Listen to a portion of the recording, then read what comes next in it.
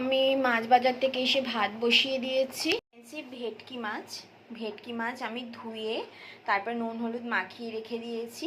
পুরো একটা ভেটকি মাছই পুরোটাই নিয়েছিলাম, একটু সামান্য বড়, খুব একটা বড় না, পিস দেখে বুঝতেই পারছো। আর সঙ্গে যা যা বাজার করেছি আজকে, ভেটকি মাছটা ভাবছিলাম ফুলকপি দিয়ে করব, তাই একটা ফুলকপি নিয়ে এসেছি। আর মেয়ে যেহেতু পরীক্ষা দিচ্ছে, ওর শরীরটা খুব বেশি আর ভালো যাচ্ছে না, কারণ সকালবেলা তো উঠছে না, রাত করে একদম আজকে যেমন ভোর 5টা অবধি পড়েছে। তো তার জন্য একটা লাউ এনেছি, একটুখানি পেটটা ঠান্ডা থাকবে। আর একটা পেঁপে এনেছি, আর এখানে আলু আর একটু ধনেপাতা এনেছি। তো বেসিক্যালি ফুলকপি দিয়ে আমি ভেটকি মাছটা করব বলে ফুলকপিটা এখন আমি কেটে নেব। তো ফুলকপিটা এখন কেটে নেব, আর আমি একটুখানি চা বসাবো। এখন খুব বেশি টাইম হয়নি, 11টা বাজে। আমি সকাল থেকে এখনও কিছু খাইনি। তো বাজারে গিয়েছিলাম, মেয়েকে আজকে একটু বাসে উঠিয়ে দিলাম, কারণ আমাদের এখানে না অটোওয়ালাদের প্রচণ্ড প্রবলেম হয়। তার জন্য মেয়েকে আজকে ভাবলাম বাজারে যখন যাব তাহলে মেয়েকে একটু অটোতে উঠিয়ে দেবো আজকে। তো তাই গিয়েছিলাম, অটোতে উঠিয়ে দিলাম। তো ভাগ্যিস গিয়েছিলাম, আজকে অটোওয়ালারা এত ঝামেলা করছিল আজকে, আমার মেয়ে তো ভয়ে চুপ করে বসে আছে। মানে লোক হয়ে গেছে, ওই অটো ছাড়তে দেবে না, এই অটোতে বসতে হবে, এরকম একটা অটোওয়ালাদের যা ঝামেলা হয়। তো গিয়ে আমি অটোতে ভালো করে ওকে সেট করে দিয়ে আসলাম। আর এখানে ভেটকি মাছ রান্না করব আজকে। ভেটকি মাছ নেওয়ার ইচ্ছে ছিল না, ইচ্ছে ছিল আজকে চিকেন নেওয়ার, কিন্তু চিকেনটাও এনেছি, কিন্তু ভাবলাম যে চিকেনটা আজকে আর করবো না, আজকে ভেটকি মাছটা যখন পেয়ে গেছি তাহলে ভেটকি মাছটা ফুলকপি দিয়ে একটু পাতলা করে ঝোল করি। আর আজকে আমার এক বান্ধবী আসবে, আসার কথা আছে, ও চেম্বার থেকে বেরিয়ে তবে আমার বাড়িতে আসবে। তো দুপুরবেলা খাওয়া দাওয়া আছে, একটুখানি খাওয়া দাওয়া বলতে ও সেরকম কিছু খেতে চায় না, তাই ভাবলাম একটু ভেটকি মাছ আনি। চিকেনও একই জিনিস, ও বাড়িতে খাচ্ছে একই সময়, সব সময় নিজের হাতের রান্না দেখবে ভালো লাগে না খেতে, সব সময় একটুখানি অন্যের হাতের রান্না হলে বেশি ভালো লাগে সেদিনকে খেতে। তো তাই জন্য আমি ভেটকি মাছটাই নিয়ে আসলাম, দেখলাম ভেটকি মাছটা ভালো আছে তাই জন্য আনলাম।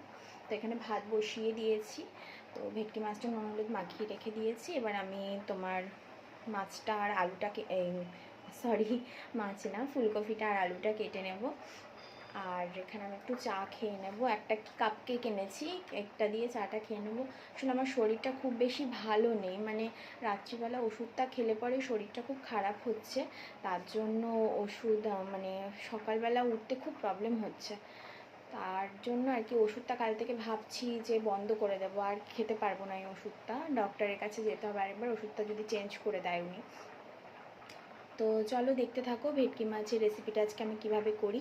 আমার ওয়ালে একটাও ভেটকি মাছ রেসিপি দেওয়া নেই, আমার মানে চ্যানেলে একটাও রেসিপি দেওয়া নেই, তো আজকে দেব প্রথম। তো চলো দেখতে থাকো কিভাবে ভেটকি মাছটা করি। দেখো এই হলো কাপকেকগুলো, 6টার পিস ছিল এটা, আর এই হলো আমার চা। ফুলকপি আলুটা আমি কেটে একটুখানি নুন আর হলুদ জলে একটু ফুটিয়ে নিয়েছি, এবার আমি ওটা ছেঁকে নেব। চলো কড়াই বসিয়ে দিয়েছি, গ্যাসটা ধরিয়ে দিই।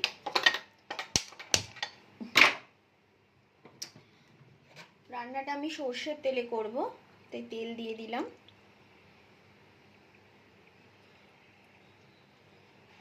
অনেকগুলো মাছ আছে, তেলটা একটু গরম হোক, মাছগুলো আমি ভেজে নেব এক এক করে।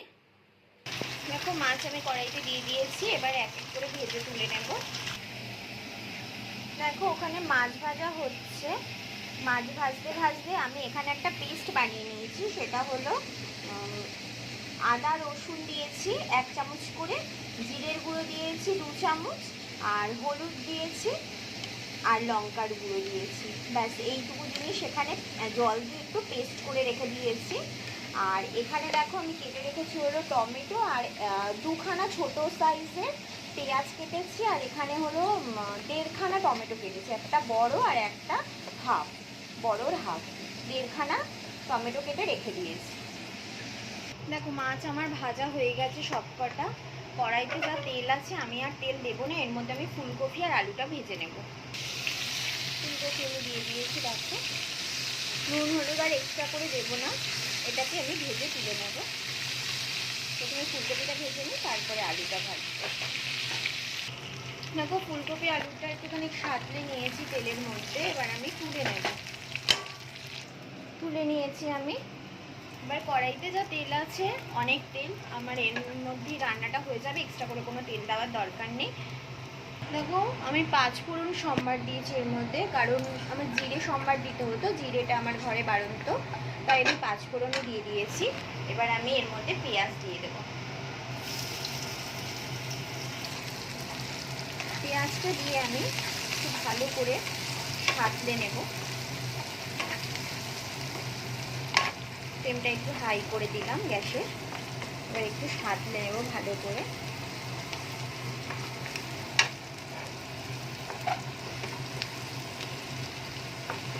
হাফ সাঁতলানো হয়ে গেলে আমি টমেটোটা দিয়ে দেবো। আমার হাফ সাঁতলানো হয়ে গেছে, এবার আমি টমেটোটা ঢেলে দেবো। দেখো টমেটোটা আমি দিয়ে দিলাম। টমেটোটা দেখো দেওয়া হয়ে গেছে। এবার আমি যে পেস্টটা করে রেখে দিয়েছি, এই পেস্টটা আমি এর মধ্যে ঢেলে দেবো। দেখো এই পেস্টটা আমি দিয়ে দিয়েছি। এবার আমি এর মধ্যে সামান্য একটু নুন দিয়ে এবার ভালো করে এটা তেল ওঠা অবধি কষাতে লাগবে।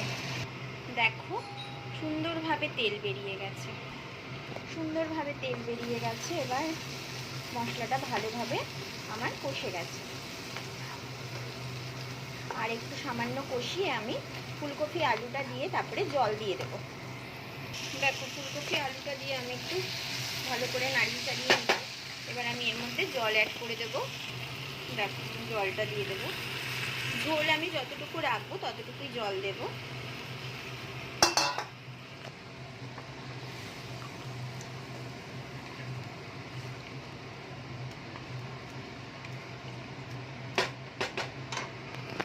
আর তো জল দিয়ে দেবো। এবার মাছকে দিয়ে দেবো এর মধ্যে। দেখো মাছটা আমি সাজিয়ে দিয়েছি। এবার ঝোলের উপর মাছগুলো সুন্দর করে সাজানো হয়ে গেছে। তো এবার আমি এটাকে ফুটতে দেবো ভালো করে। গেলে পরে আমি এটাকে ধোঁটা ছিটিয়ে দেবো। দেখো এই হয়েছে মাছটা। এবার মাছটা আমি ঢেলে নেব। আমি গ্যাস অফ করে দিয়েছি, মাছ এবার আমি ঢেলে নেব। দেখো এই হয়েছে মাছের ঝোল, আমি নামিয়ে নিয়েছি। আর ওদের জন্য আমি বেড়ে নিয়েছিলাম এটা দুটো বাটিতে ওদের জন্য বেড়ে রেখেছি।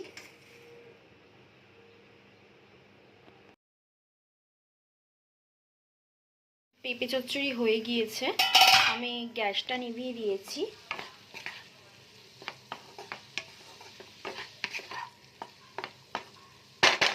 তো এই ছিল আজকের ব্লগ। যদি তোমাদের ভালো লেগে থাকে please like comment share and subscribe করতে ভুলো না।